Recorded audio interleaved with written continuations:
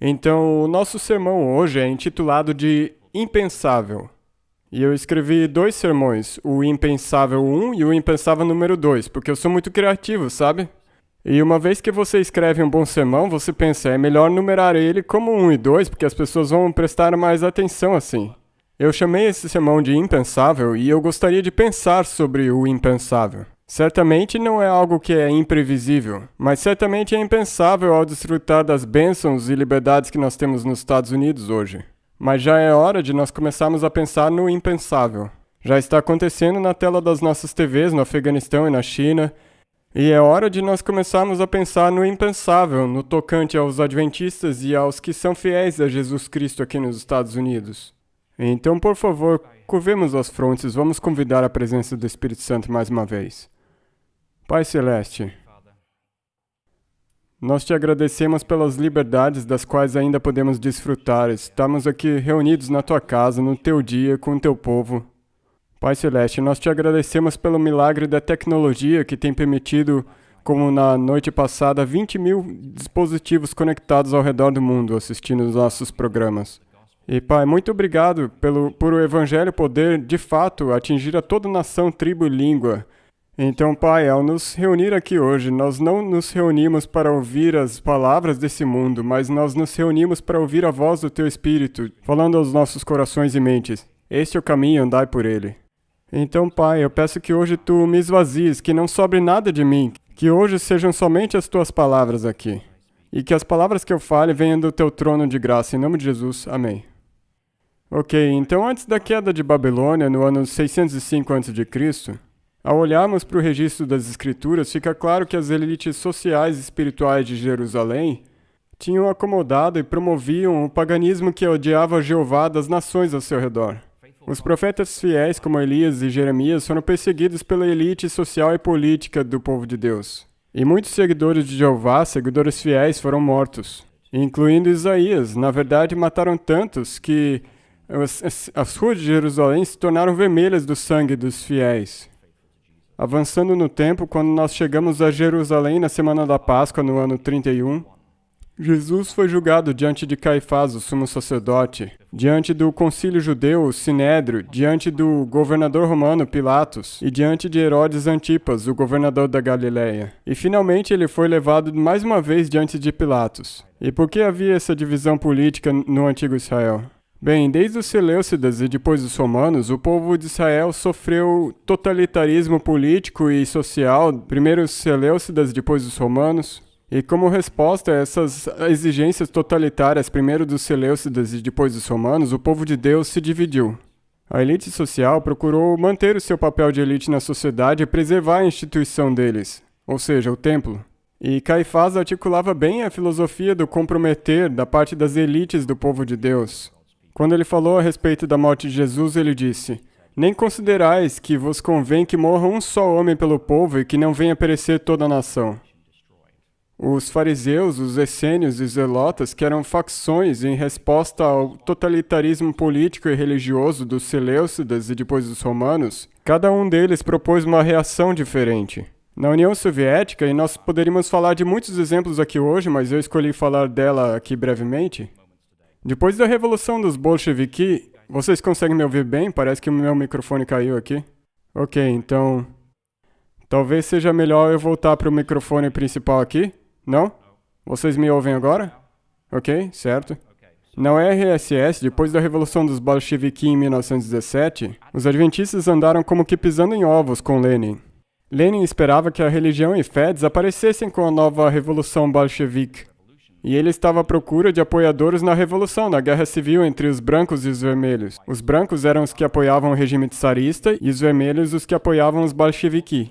Durante essa Guerra Civil, a Ordem número 130 do Soviet Militar Revolucionário foi aprovada em outubro de 1918 e depois confirmada em janeiro de 1919 pelo Soviet de Comissários do Povo da União Soviética. Soviet era o Conselho, a Assembleia, concedendo isenção religiosa para o serviço militar para objetores de consciência. Isso é incrível. Lenin publicou esse decreto concedendo isenção religiosa para pessoas com objeções de consciência ao serviço militar. E isso não foi porque ele acreditava nas convicções religiosas. Ele considerava o protestantismo como uma forma refinada de veneno católico e ele esperava que a religião deixasse de existir. E muitos dos objetores de consciência foram libertos das prisões czaristas em 1917. Lenin só queria ganhar o favor desses objetores que haviam sido presos pelo Tsar e agora tinham sido libertos. Ele queria que eles fossem para o lado dos soviets. Então, em 1918 e 1919, os líderes adventistas da igreja estavam cheios de elogios para com Lenin. Mas no Congresso dos Adventistas de 1924, os soviéticos pressionaram a igreja para afirmar que serviço militar não era uma questão de doutrina da igreja, mas uma questão de consciência individual. Então ficou mais difícil de alegar isenção religiosa. E em 1928, no próximo Congresso de todos os Adventistas da Rússia, os soviéticos mais uma vez pressionaram os líderes adventistas para que afirmassem que agora o serviço militar era dever dos membros e que qualquer um que ensinasse o contrário seria excluído. E jovens adventistas realmente foram excluídos depois que o Congresso Adventista mudou de posição. Muitos adventistas saíram e informaram que hoje nós conhecemos historicamente como os verdadeiros e livres adventistas do sétimo dia. Eles eram conhecidos como verdadeiros adventistas porque eram fiéis ao decálogo, em especial ao sexto mandamento, não matarás. E verdadeiros porque eles se recusaram a se registrar, se incorporar e se curvar às demandas totalitárias de Lenin e Iosif Stalin.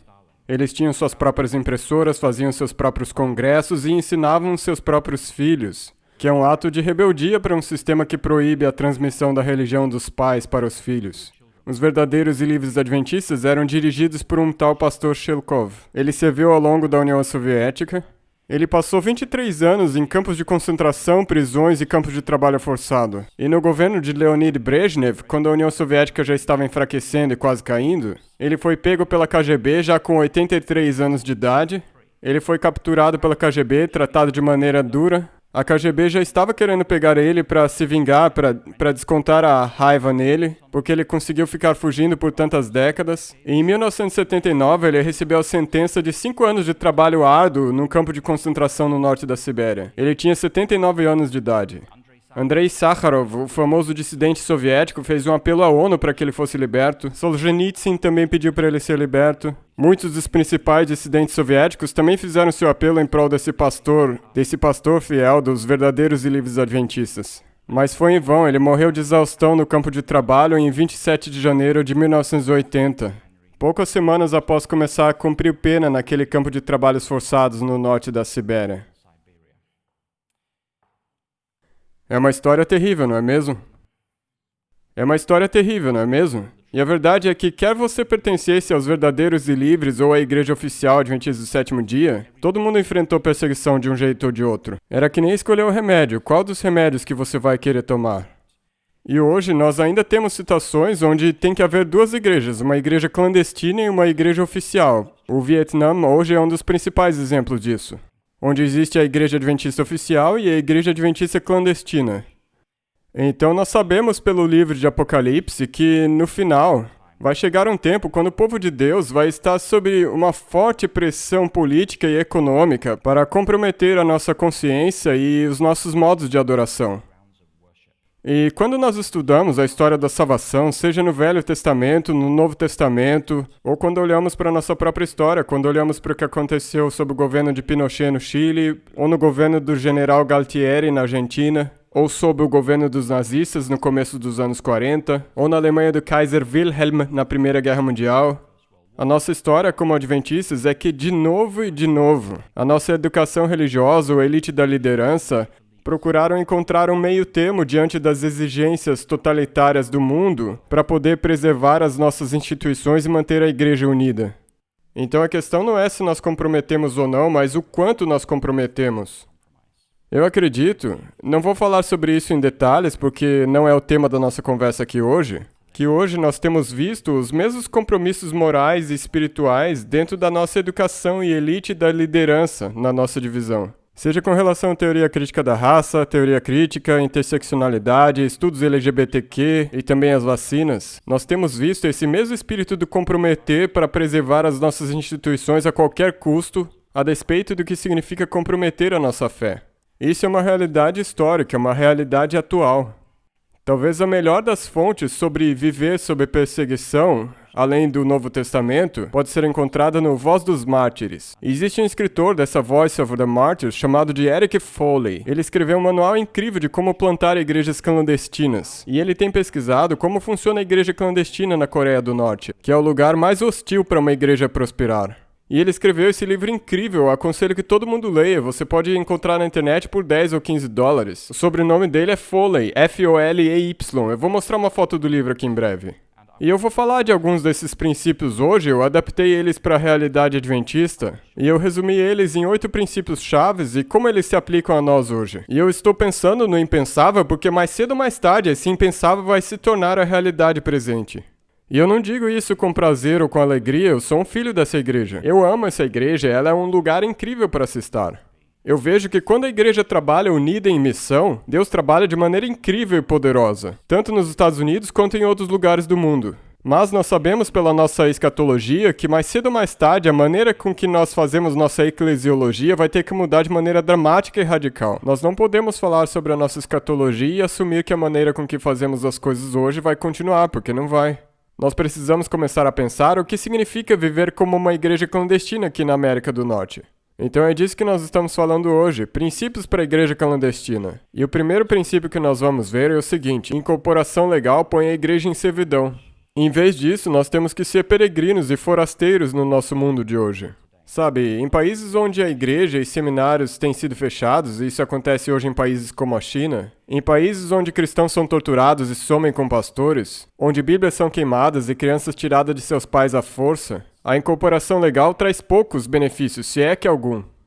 Na Igreja Livre, como aqui na divisão norte-americana onde nós estamos, nós funcionamos como uma organização sem fins lucrativos, que é uma entidade legal independente e nos dá acesso aos sistemas comerciais, políticos e financeiros da nossa nação caída. Nós abrimos contas, fazemos transferências internacionais todos os dias, fazemos folhas de pagamento, pagamos imposto de renda, nós alugamos, compramos, vendemos propriedades, temos acesso a cartões de créditos, empréstimos comerciais, compramos com redução de impostos, os auxílios podem ser descontados na declaração de imposto de renda dos pastores e nos deliciamos nas doações dedutíveis no imposto de renda. Pastores na Igreja Adventista dos Estados Unidos podem realizar casamentos com validade legal, nossas universidades são reconhecidas pelo Ministério da Educação, nossas faculdades recebem financiamento estudantil, nossa responsabilidade legal nos processos é limitada porque somos incorporados e nós podemos pressionar agências do governo para mudar suas políticas. Todas essas são vantagens que nós recebemos por estarmos legalmente incorporados. Mas o nosso casamento com esse mundo dá aos políticos hostis contra nós uma influência muito forte.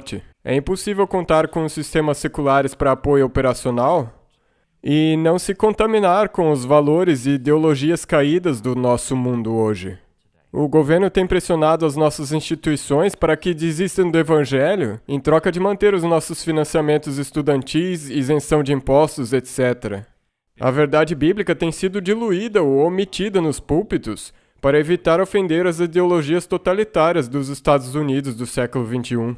E assim como os santos da antiguidade, como nós lemos em Hebreus 11, verso 13, todos esses morreram na fé sem ter obtido as promessas, vendo-as, porém, de longe e saudando-as, e confessando que eram estrangeiros e peregrinos sobre a terra. Nós somos estrangeiros e peregrinos nessa terra. Quando nós mudamos do Oriente Médio para o Minnesota, o primeiro choque que nós tivemos foi o clima. E o segundo choque que eu tive foi que eu tinha que limpar todas as manhãs a neve com uma pá. E o terceiro choque que eu tive foi que eu queria muito comprar um soprador de neve. A nossa entrada de acesso era longa, eu tinha que acordar às 4 ou 5 da manhã para limpar a neve e para poder levar as crianças para a escola, era 2 horas de trabalho. E eu sonhava em ter um soprador de neve, mas nós nunca pudemos ter um.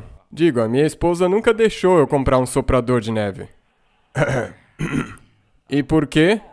Nós éramos forasteiros e estrangeiros nos Estados Unidos, nós tínhamos um visto temporário. E a minha esposa disse muito claramente: até que nós tenhamos certeza que nós vamos ficar aqui, nós não vamos investir num soprador de neve. Da maneira como você leva a sua vida, depende se você se enxerga como um residente temporário ou um residente permanente nesse mundo. É assim que é. Isso afeta como nós vivemos nossas vidas, afeta a nossa experiência de vida. Quando nós nos estabelecemos e nos incorporamos, nós confundimos a impermanência desse mundo pela permanência da eternidade. O desconforto que nós experimentamos como forasteiros nesse mundo é um constante lembrete de que nós estamos meramente passando por aqui e que o céu é verdadeiramente nosso lar. Então, que recomendações nós poderíamos tomar desse princípio específico aqui, de que incorporação legal coloca a igreja em servidão? Bem, eu acredito que a igreja clandestina não deveria nem se incorporar nem se nomear. Quem não está legalmente incorporado não tem como ser banido de lugar nenhum. Deveríamos pensar em estabelecer um sistema financeiro de reserva para quando formos excluídos dos sistemas financeiros globais.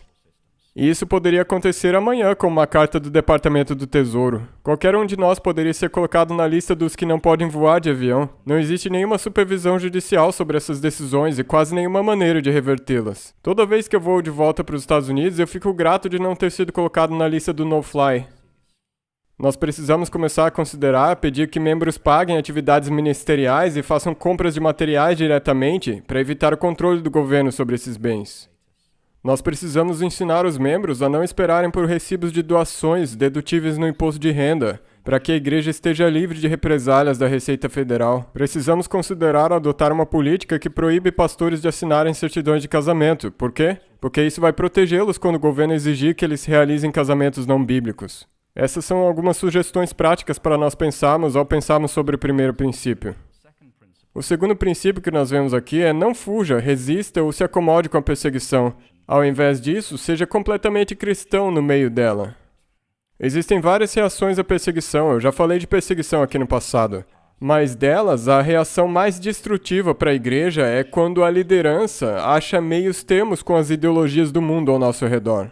E nós vemos o impacto destrutivo dessas concessões, especialmente nos Estados Unidos nesse momento, nos nossos primos mais próximos, ou seja, a Igreja Metodista. Se você não sabe o que está acontecendo com a Igreja Metodista Unida, você tem que se informar do que está acontecendo com eles. Teologicamente e historicamente, eles são os nossos primos mais próximos. Nós temos raízes profundas no metodismo, especialmente na abordagem que eles tinham com pequenos grupos, prestação de contas espiritual, o apelo à santidade pessoal e a ênfase no arminianismo, ou seja, a teologia do livre-arbítrio. E nesse exato momento agora, a Igreja Metodista Unida nos Estados Unidos está num colapso total. Pode simplesmente deixar de existir nos últimos 2 anos. E por quê? Porque eles tiveram uma conferência geral do mundo inteiro em 2018 para discutir se eles iriam manter os parâmetros bíblicos de sexualidade e casamento em relação à ordenação e somente ordenar heterossexuais e, se casados, então casamentos heterossexuais.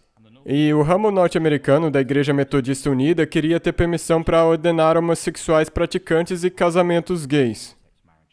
E assim como a nossa Conferência Geral de San Antônio em 2015, na Conferência Geral da Igreja Metodista Unida em 2018, que aconteceu em Indianápolis, a parte sul da Igreja Metodista Unida votou majoritariamente contra aprovar a ordenação de homossexuais praticantes ou o casamento gay. E como resultado, o ramo norte da Igreja Metodista nos Estados Unidos, do dia para a noite, decidiu agir de maneira lacradora e desde então eles estão em total colapso. Uma nova denominação foi estabelecida, a Igreja Metodista Global, para que os metodistas fiéis à Bíblia nos Estados Unidos possam continuar numa comunhão mundial. Ou então para quem quiser sair e ir para a Igreja Liberal Metodista Unida. Nesse exato momento agora, as congregações metodistas ao redor do país estão evaporando. Os edifícios estão sendo vendidos, pastores estão sendo despedidos, as finanças, as verbas episcopais que mantêm os pastores vão acabar no máximo em 20 meses, e daí já era. Os dízimos diminuíram, as ofertas não mais estão entrando, e é isso que acontece quando a liderança numa parte do mundo decide abrir concessões às ideologias do mundo ao nosso redor. É um alerta para nós como adventistas. Nós precisamos reconhecer que viver de acordo com a cruz de Cristo significa estar disposto a aceitar perdas financeiras e cancelamento social. Se nós não estivermos dispostos a aceitar perdas financeiras e cancelamento social, então na verdade o Evangelho não deitou raízes em nossos corações. Na Inglaterra nós temos algo que nós chamamos de rota do leite. No último ano da faculdade, todas as grandes empresas vão para certas universidades e elas tentam raspar a nata, dá para dizer assim. Essa é uma metáfora mista. Eles tentam pegar a nata da safra, os melhores, a nata do leite. É por isso que é conhecido como a rota do leite. Então as empresas vão e elas fazem entrevistas com os alunos promissores. E depois dessas entrevistas, eu fui convidado para PricewaterhouseCoopers, uma das maiores empresas de auditoria e contabilidade de Londres, e eu fui entrevistado por um dos parceiros e me ofereceram um emprego como auditor para trabalhar em Londres. E realmente era um passaporte para me aposentar aos 40 anos de idade, porque o salário era muito bom. E esse parceiro que me entrevistou era judeu. E ele disse: "Bem, Sr. Vine, nós ficaremos felizes de te dar esse emprego, mas sob uma condição. Nós sabemos que você guarda o sábado, mas você tem que concordar que, se nós te pedimos, você tem que estar disponível para fazer uma auditoria por um sábado só por ano." Ele disse: "Nós provavelmente não vamos te pedir, mas se nós te pedimos, nós precisamos que você concorde nessa entrevista de fazer uma auditoria uma vez só por ano." E eu expliquei a ele sobre o quarto mandamento e fiz um apelo a ele sobre as raízes judaicas dele. E não adiantou, e no fim da entrevista eu disse: "Bem, eu gostaria de trabalhar com você, mas eu não posso." E eu saí daquele lugar com uma paz total de coração. Foi uma das melhores decisões que eu já fiz. Financeiramente foi ruim, mas espiritualmente, para o estilo de vida e para a direção de Deus na minha vida, foi uma das melhores decisões que eu já fiz. Nós olhamos para trás nesses momentos dolorosos da vida, e eu já tive alguns momentos desse, e esses momentos dolorosos doeram na hora, mas eu olho para trás e percebo que foi nesses momentos que Deus estava realizando a sua obra mais profunda de mudar o meu espírito, a minha alma e meu caráter. Eu não ia deixar me vender. Se vocês abrirem a Bíblia, eu não coloquei na tela porque isso passou pela minha mente só agora, mas abramos a Bíblia em 1 Reis 20. 1 Reis 20. E vocês vão ver ali, 1 Reis 21, é a história de Nabote e a vinha dele. E tem uma frase que toda hora aparece, eu li essa história várias vezes, eu sublinhei essas frases. Abram suas Bíblias em 1 Reis 21, verso 20. Aqui o texto está falando de Acabe e Elias. Elias está aqui confrontando Acabe por ter matado Nabote. E Acabe diz a Elias em 1 Reis 21, verso 20: "Já me achaste, inimigo meu?" E ele respondeu, no caso Elias: "Achei-te, porquanto o quê? Já te vendeste para fazeres o que é mal perante o Senhor." E daí no verso 25 diz: "Ninguém houve, pois, como Acabe, que o quê? Que se vendeu para fazer o que era mal perante o Senhor." E aqui ele está sendo contrastado com Nabote, que não queria vender a sua terra não porque não era vantajoso, mas porque Deus havia proibido a vender a herança para fora da linhagem da família, quando eles entrassem na terra prometida. Nabote estava sendo fiel às promessas da aliança que Deus deu ao seu povo. Já Acabe se vendeu para fazer o que era mal, e basicamente para se comportar como as nações ao seu redor. Nós não devemos nos vender. Uma tigela desse prato de lentilhas da terra não vale a salvação eterna. Nós precisamos viver com uma consciência limpa. Nós precisamos viver sentindo que sim, hoje eu honrei a Deus e segui a minha consciência.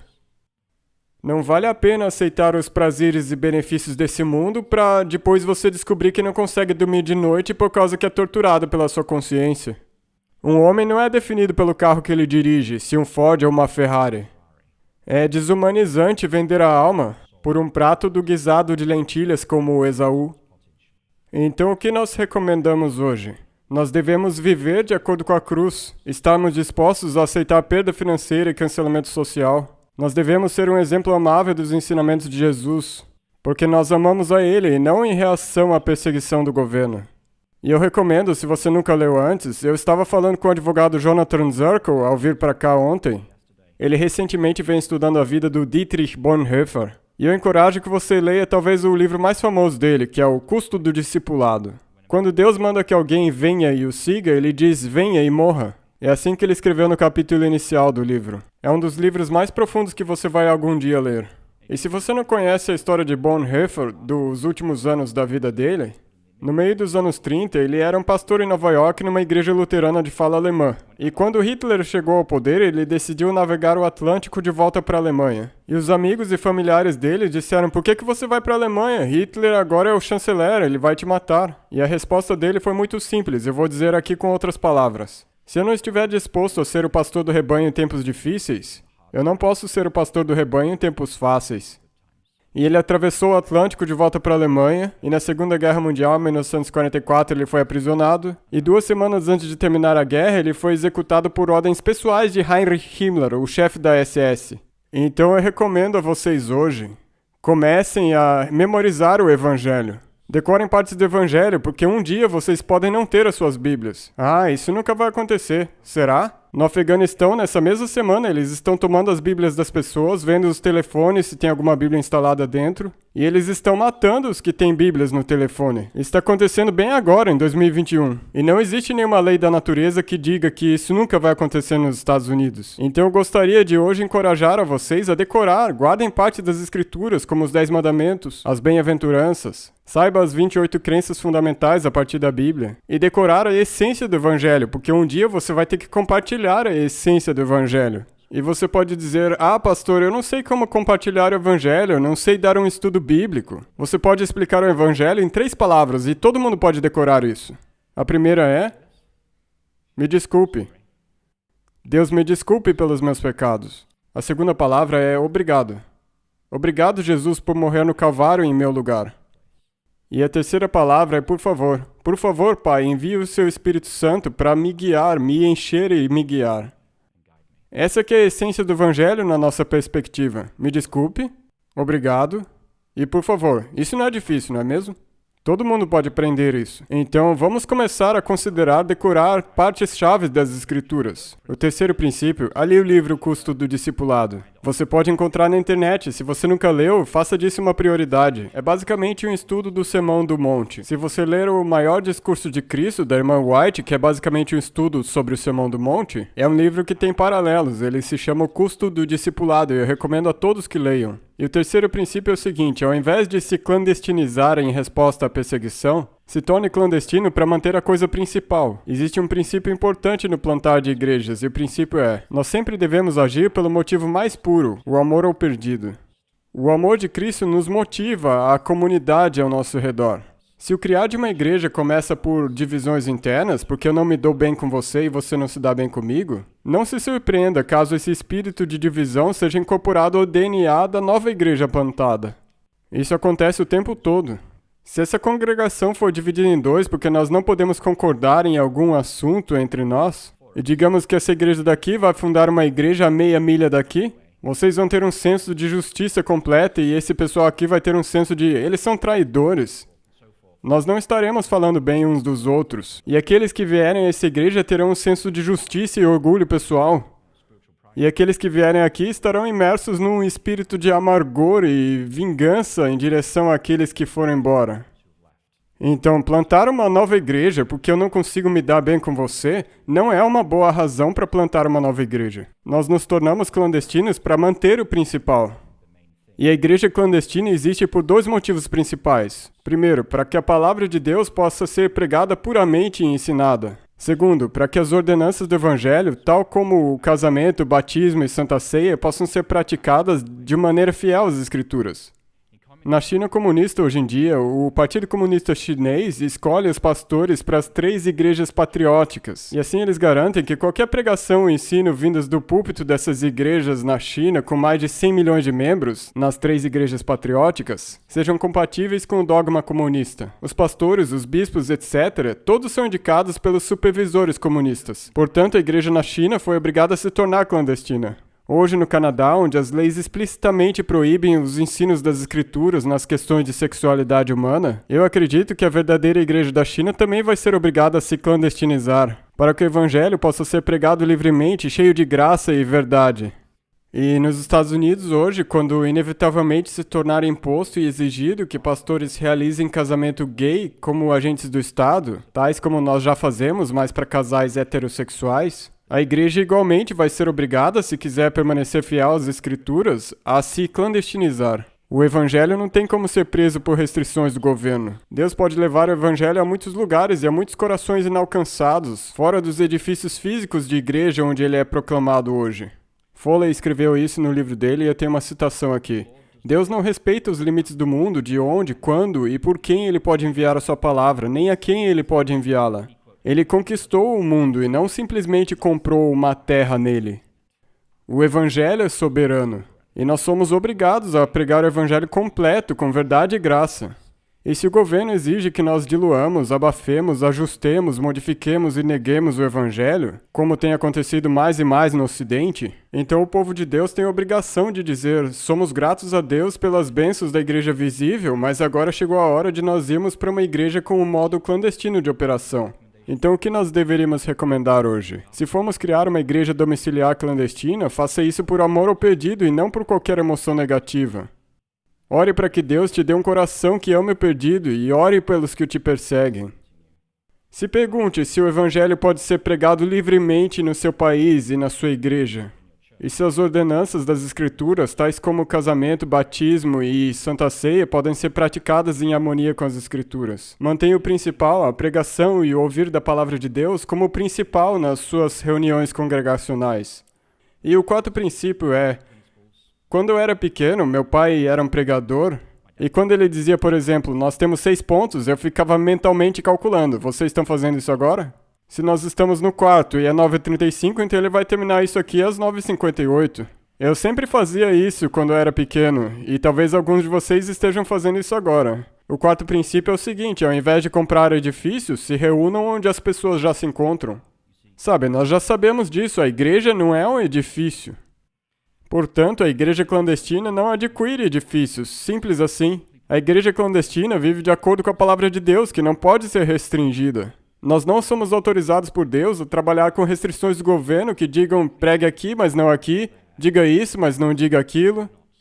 Os governos, através da história, fecharam igrejas físicas. Hoje mesmo, igrejas estão sendo fechadas na China comunista e estão sendo demolidas. A China passa por ondas de perseguição. Às vezes eles constroem umas mega igrejas e daí elas são demolidas por algum líder comunista. Edifícios podem ser abertos, edifícios podem fechar, mas a igreja clandestina continua. Onde quer que os santos de Deus estejam morando, trabalhando, estudando ou descansando. É aí que a igreja clandestina deita as raízes. E dessa maneira, como na nossa leitura bíblica do dia, as trevas não podem prevalecer contra a luz. Portanto, a igreja clandestina não é uma igreja que se esconde. Ela simplesmente se reúne onde as pessoas estão. Em Atos, eles se reuniam em casas, em Atos 2. Num rio, em Atos 16. Ou numa escola, em Atos 19. Porque era ali que as pessoas se reuniam nas rotinas comuns da vida diária. Entender que a igreja pode existir em qualquer lugar ou hora é fundamental quando enfrentamos perseguição. Uma mudança na nossa cosmovisão é que nós achamos que vamos à igreja para encontrar com Deus, mas se a igreja clandestina realmente existe, significa que nossos lares, nossos locais de trabalho são transformados de maneira que nós podemos experimentar a Deus assim como na igreja. Nós começaremos a enxergar nossos lares não como bastiões do secularismo, ao ponto que uma vez por semana nós iríamos para um lugar que é um santuário no sábado de manhã. Nossos lares serão vistos como terra santa, porque nós encontraremos Deus lá tanto quanto na igreja física. Que recomendação nós podemos dar? Compartilhe o Evangelho, não somente na sua igreja, mas onde quer que você esteja. Você não sabe como compartilhar o Evangelho? Comece a carregar folhetos. Eu pago as minhas contas via carta e não com cartão de crédito. Sabem por quê? Porque eu coloco um folheto dentro de cada envelope que eu envio. Eu deixo folhetos nos bancos dos aviões quando eu me levanto ou deixo também no bolso no banco da frente. Seja intencional ao lançar a semente da palavra de Deus. Você não faz ideia o que Deus pode fazer ao você lançar a semente da palavra de Deus. Aprenda a ouvir o guiar do Espírito Santo na tua vida e comece a segui-lo. Comece a se reunir para oração e louvor, não somente no sábado de manhã, mas onde quer que você se encontre com outros no meio da semana. Habilite seus membros a compartilhar o Evangelho em qualquer lugar, com qualquer pessoa, onde quer que eles estejam. Faça com que os seus membros se tornem o fermento, a massa da comunidade local. Princípio 5. E é aqui que isso se torna mais um lar. A igreja é o casario dos casarios. E esse é um ponto importante. Por que eu estou incluindo ele? As igrejas públicas, tais como essa, são construídas do púlpito para baixo. As pessoas vêm a um lugar especial construído em volta do púlpito, de onde os pastores dirigem a vida da igreja, e eu me incluo nisso e os outros pastores do time também. É do púlpito que o evangelho é pregado e as ordenanças são observadas. Mas as igrejas clandestinas são construídas a partir das casas. Cada casario é um centro local da vida da igreja onde o evangelho também é pregado e as ordenanças observadas pelo pastor ou pelos crentes. E pastores são capacitados por Deus para capacitar membros para o ministério. Nós vemos isso em Efésios 4, na doutrina dos dons espirituais. As igrejas clandestinas não plantam por si mesmas congregações clandestinas, mas elas plantam a palavra de Deus em redes existentes das relações humanas. E o Evangelho procura transformar esses relacionamentos destrutivos com esses padrões caídos desde a queda de Adão e Eva. Jesus reconheceu isso em Mateus 10, 35 e 36. Que quando o Evangelho é introduzido a redes de relação humana, ele pode causar conflitos. É por isso que ele disse, porque eu vim pôr em dissensão o homem contra o seu pai, e a filha contra a sua mãe, e a nora contra a sua sogra, e assim os inimigos do homem serão os seus familiares. Isso começou com Caim e Abel, não é mesmo? E Jesus experimentou rejeição da própria família, não é mesmo? E em Mateus 3, a mãe de Jesus, os seus irmãos e irmãs, acharam que ele estava fora de si e foram para prendê-lo. E daí ele tem aquele confronto com os fariseus de sob que autoridade expulsos os demônios. E daí ele conclui dizendo, quem que é minha mãe e os meus irmãos? São aqueles que fazem a vontade de Deus. Havia uma relação espiritual ali. Então Jesus reconhece que quando o Evangelho entra nas redes das relações humanas, vai haver conflito ali. Sempre vai haver conflito. Os apóstolos não atraíram os cabeças da família para um edifício separado para adorar a cada sábado. Em vez disso, eles plantaram a palavra em suas próprias casas, e esses casarios transformados se tornaram a unidade básica da eclésia, que é a palavra no Novo Testamento para a congregação. Então, que recomendações nós temos aqui? Eu gostaria de perguntar a vocês hoje. Vocês estão administrando bem os seus lares? A palavra de Deus é pregada e ensinada nos seus lares? Vocês vivem a palavra de Deus nos seus lares? Você faz o culto familiar e transmite essa fé para os seus filhos? O seu viver é digno, de modo que seus filhos saibam que tudo que você pregar é um testemunho cristão digno? Eu gostaria de encorajá-los hoje a viver uma experiência cristã focada nos lares ao invés de nos púlpitos. Pastores e anciãos, e eu me incluo nisso. Nossa responsabilidade é capacitar os membros para que eles vivam uma vida cristã focada nos lares, numa base diária. E o sexto princípio é fazer da sua vida doméstica e não do culto de sábado o foco da igreja. Nos Estados Unidos, hoje em dia, se você pergunta, você vai para a igreja? Você está, na verdade, perguntando, você é cristão? Meio que implicando que você só pode ser um cristão na igreja. Como se o que define um cristão é passar 2 horas num sábado de manhã ou domingo de manhã num banco de igreja por aí. Mas para a igreja clandestina, a experiência cristã é vivida diariamente ao colocar Jesus no centro da nossa vida doméstica. Os cristãos da igreja visível esperam ser alimentados pelos pastores. Já os cristãos da igreja clandestina aprendem a cozinhar por conta própria. Eles aprendem a pregar e praticar a palavra de Deus dentro da sua família de fé. Para a igreja visível, tal como nós aqui hoje, nós desfrutamos das bênçãos que nós temos. O culto de sábado é o foco primário para a vida espiritual de muitos de nós. Para a igreja clandestina, a adoração diária é o foco principal, que incluem cantar hinos de louvor, leitura de passagens da palavra de Deus, confessar nossas faltas uns aos outros, perdoar uns aos outros, experimentar o perdão, recitar verdades fundamentais tais como os 10 mandamentos e o Pai Nosso, e celebrar a Santa Ceia juntos. Você pode falar que eu estou ensinando heresias aqui, mas não, isso é o cristianismo do Novo Testamento. Uma vez eu batizei 2 iranianos que estavam para voltar para o Irã. E eles tinham todos os tipos de perguntas. Como que nós vamos viver como adventistas numa igreja clandestina numa cidade do Irã? Não tem pastores, não tem igrejas, a igreja legalmente não existe no Irã. Eles tinham todos os tipos de perguntas, e uma delas era, como celebrar a Santa Ceia? Essa é uma pergunta boa, não é mesmo? Como celebrar a Santa Ceia? E no Novo Testamento, a Santa Ceia era celebrada diariamente, nós sabemos isso a partir de 1 Coríntios 11. A igreja trabalhava de manhã e de noite eles se reuniam para a ceia ágape, a ceia do amor. Eles recitavam as escrituras, louvavam Jesus, oravam juntos, e eles celebravam juntos a ceia do Senhor. E eu disse, vocês vão voltar para o Irã, onde não vai ter diáconos, diaconisas, anciãos, não vai ter nada. Então a minha sugestão é que vocês celebrem uma ceia HP, uma ceia do amor todos os dias. E eles disseram, ok, mas quem que vai oficiar essa ceia HP, a ceia do amor? Boa pergunta, não é? E eu disse, bem, sabe, acho que seria sábio revezar, sabe? Vocês alternem, e quem quer que Deus tenha tocado para falar, compartilhar uma passagem da palavra de Deus, ou uma profecia, então que essa pessoa seja o oficial do dia. Isso não está estritamente de acordo com o manual da igreja, mas é fiel à igreja do Novo Testamento. E nós temos que pensar que talvez um dia essa será a nossa experiência. E acima de tudo, nós devemos ser fiéis à palavra de Deus e não ao conselho dos homens. Então, as recomendações para vocês hoje. Bem, uma passagem aqui. De acordo com Tertuliano, a sociedade romana não notou a igreja apostólica por causa dos edifícios bonitos, grandes órgãos, ou quão bonitos os vitrais eram.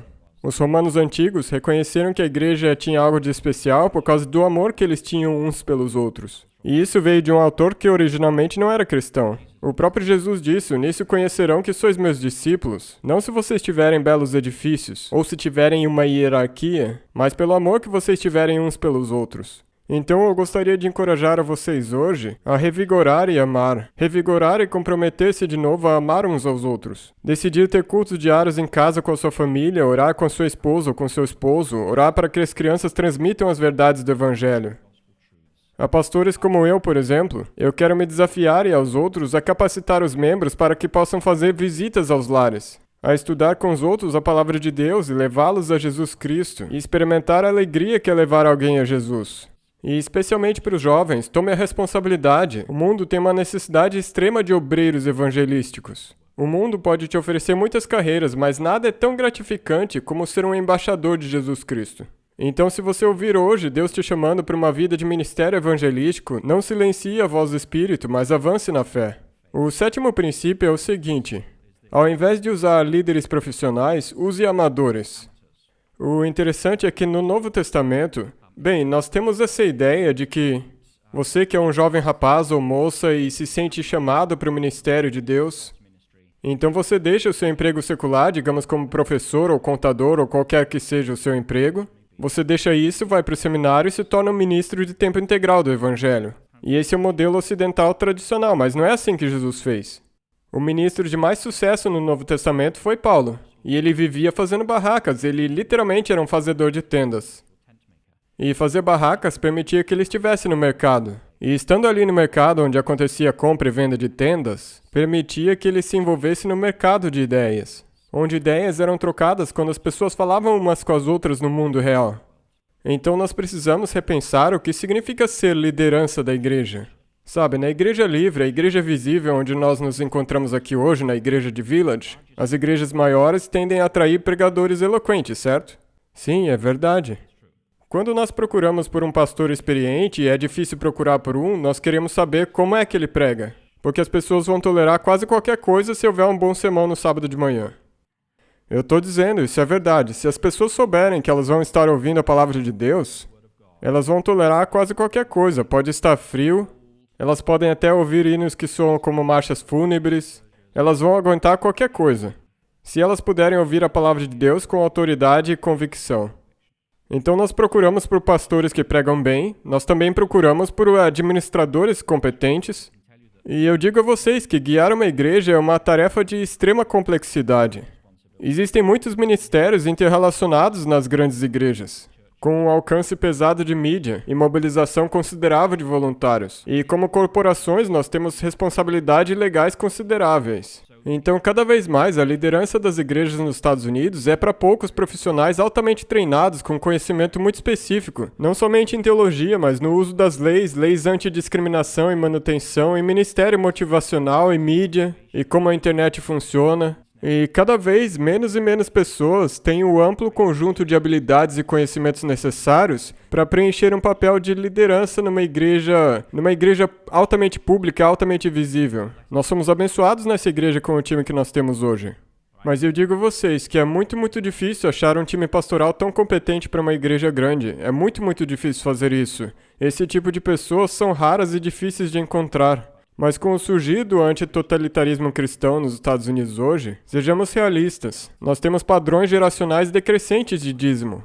O nosso sistema atual da divisão norte-americana é insustentável financeiramente. Socialmente e em termos de recursos humanos também. Eu acho que nós temos, 4,5 mil pastores nos Estados Unidos hoje. Mais ou menos metade desses para se aposentar nos próximos 5 ou 6 anos. E quase ninguém para substituí-los. Nós temos um seminário e uma boa parcela desses pastores vão servir em outros países.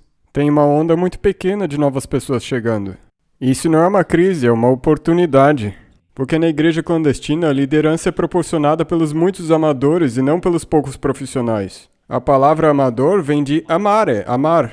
E eu só sei isso porque na Inglaterra nós tivemos que estudar latim na escola. Eles não ensinam isso nos Estados Unidos, né? Na Inglaterra nós tivemos que estudar latim. Esse é um dos prazeres da educação inglesa. E eu costumava recitar os meus verbos em latim quando eu ia para casa. Amo, amos, amat, amamos, amates, amante. Amo, amas, amam. Amamos, amais, amam. Foi assim que eu decorei. Amarei, amabo, amabis, amabit, amabemus, amabetis, amabunt. Amarei, amarás, amará. Amaremos, amareis, amarão. Estão entendendo? E se você disser bem rápido, a sua esposa não vai entender. O que você disse? Amavi, amaviste, amaverat. Amaveremos, amaverates, amaverant. Eu amei, ela amou. Amabam, amabás, amabat. Amabamos, amabates, amabant. Eu amava, tu amavas, ele amava. Então isso é inculcado a você no sistema de educação inglesa quando você é pequeno. E eu nunca havia percebido, mas aí existe uma ligação com a liderança da igreja. Por quê? Porque Jesus ordenou os amadores liderarem a sua igreja, não alguns profissionais. Esse verbo, amare, significa amar. Jesus está procurando líderes que amam o rebanho. Ele não pergunta, você tem as habilidades? Ele pergunta, você tem amor pelos seus irmãos e irmãs? Se você tem amor pelos seus irmãos e irmãs, você é um líder amador. Não é um sinal, não é um apelido depreciativo. É um reconhecimento de que tem um líder que trabalha pelo amor. E eu te digo, quando tem alguém que te ama e ele precisa ter uma conversa dura com você, você vai estar muito mais disposto a aceitar porque você sabe que ele te ama. Se alguém te ama, você está disposto a ter essas conversas difíceis, a expressar verdades difíceis. Você está aberto a crescer juntos, porque existe essa segurança proporcionada pelo amor pessoal. E a igreja cresce mais rápido nos países onde existem menos líderes assalariados e mais líderes amadores. E por quê? Porque se os membros simplesmente assistirem os profissionais pregando e dirigindo, como que eles vão aprender a liderar as suas igrejas domiciliares? Como eles algum dia aprenderão a serem discipulados e discipular outros em direção a Cristo? É isso que permitiu Paulo a dizer a Timóteo, para a igreja de Corinto, sejam meus imitadores, como eu também de Cristo. Para que nós olhemos aqueles que vierem antes de nós e digamos, é assim que nós perseveramos na igreja adventista. É assim que nós lideramos no corpo de Cristo, é isso que significa amar. Eu quebrei a minha perna alguns anos atrás e fiquei surpreso com aqueles que vieram me visitar. Eu tive que ficar em casa algumas semanas com a perna só pro ar, e eu fiquei admirado com quantas pessoas vieram me visitar na minha casa. Foi humilhante. E eu me lembro quem essas pessoas foram. Outros trouxeram baldes e fizeram hidroterapia na minha perna. Eu me lembro também quem foram essas pessoas. E eu me lembro dessas pessoas com muito carinho. E por quê? Porque eles não foram só meus irmãos e irmãs no sábado de manhã, mas demonstraram interesse pessoal por mim durante a semana. Eles demonstraram amor e eu sou muito grato por aqueles que vieram me visitar. Então, se você está sentindo o chamado para o ministério, talvez peça que Deus te guie a um lar ou a uma igreja domiciliar, onde você poderá se tornar mais semelhante a Jesus e onde você poderá se tornar mais maduro como um líder espiritual no corpo de Cristo. Treine os seus colegas e líderes de pequenos grupos a liderar nas características essenciais do corpo de Cristo, que é o ensino da palavra de Deus, o louvor a Jeová, servir dentre os crentes, comunhão cristã, oração, testemunho. Essas são as características da igreja do Novo Testamento. E eu deixei o mais difícil por último, os dízimos. Porque é aqui que a coisa realmente entra em prática. E eu quero dizer hoje que na igreja clandestina você dá o dízimo para revelar o caráter de Deus e não para apoiar a igreja. Agora, o dízimo é um princípio bíblico. Ele é encontrado no Velho Testamento, como nós vemos aqui no apelo aos dízimos feito pelo pastor Hess hoje, Malaquias 3, 8 a 12. E também é encontrado no Novo Testamento, Mateus 23, 23, quando Jesus afirma e assume que aqueles que forem fiéis a Deus continuarão dizimando. É uma parte única da experiência cristã, mas de acordo com Jesus, o dízimo não é, e eu cito, o mais importante, fim da citação. Então, embora hoje nós devolvamos nossos dízimos para uma denominação legalmente incorporada, uma casa do tesouro visível, e os dízimos na igreja clandestina?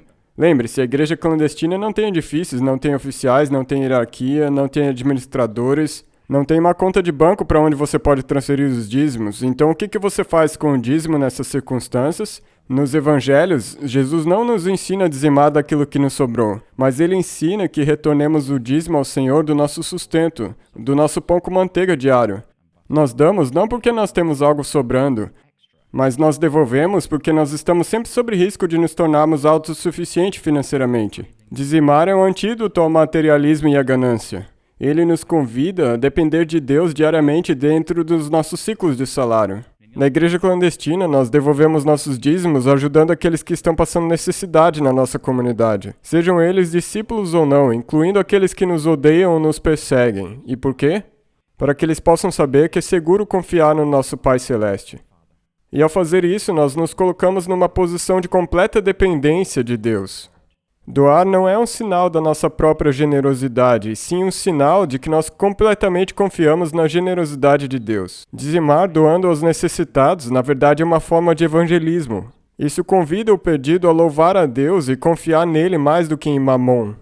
O apóstolo Pedro disse da seguinte maneira: tendo o vosso viver honesto entre os gentios, para que, naquilo em que falam mal de vós, como de malfeitores, glorifiquem a Deus no dia da visitação. Então, o nosso dizimar, na verdade, pode ser uma forma de evangelismo e testemunho, demonstrando nossa confiança em Deus, mais do que nossa confiança nesse mundo. E o que nós hoje dizemos em conclusão? O nosso tempo já quase acabou. Eu tinha dito 9h58 e agora já são 9h55 e 50 segundos, então vamos lá. O primeiro é o seguinte. Orem pela elite da nossa liderança e educação na divisão norte-americana. E ame-os. Orem para que eles tenham coragem de se posicionar pela verdade e sabedoria para navegar nas exigências conflitantes do Evangelho e das ideologias totalitaristas que assolam as nossas instituições. Então orem para os nossos líderes para que Deus os dê coragem e sabedoria. Essa batalha é real, ela já está em nosso meio e está rolando agora mesmo. Nossos líderes precisam de todas as orações possíveis, então orem pelos nossos líderes. Segundamente, leia e assimile alguns livros. Tem A Voz dos Mártires, do Eric Follen, da Coreia. Eu encorajo que vocês leiam ele. E o outro livro que eu encorajaria vocês a lerem é O Custo do Discipulado, escrito por Dietrich Bonhoeffer. Então, revisando, o livro do Follen, Plantando Igrejas Clandestinas, e O Custo do Discipulado, do Dietrich Bonhoeffer. Comece a pensar como você vai viver e que sacrifícios você está disposto a fazer. E o que Deus está te chamando para ser e fazer quando nós fomos convidados por Deus para viver como uma igreja clandestina. E terceiro, como nós já dissemos no texto bíblico de hoje, e não apareceu na tela, mas eu tinha colocado a tradução literal de cada palavra. Ali diz: a luz nas trevas brilha, e as trevas a não prevaleceram. E o resto ali não está claro, porque está na forma grega. De qualquer maneira, a luz resplandece nas trevas e as trevas não a compreenderam. E nesse contexto do Evangelho de João, Jesus é a luz do mundo. E essa luz brilhou no Calvário no meio dessas trevas espirituais. Mas de acordo com Mateus 5,14, nós também somos a luz do mundo. E Jesus escolhe brilhar através de sua igreja, através de ti e de mim hoje. Então procure a verdade e a luz que vem dessa verdade. Conheça a verdade sobre Deus, ame a verdade. E que a verdade de Deus possa brilhar através de nós hoje, a despeito das trevas espirituais ao nosso redor. Porque Jesus está voltando. Então que Deus possa nos conceder a coragem de brilhar por Jesus hoje, na América do século XXI. E até que Jesus volte, não deixe a sua luz se apagar. Amém.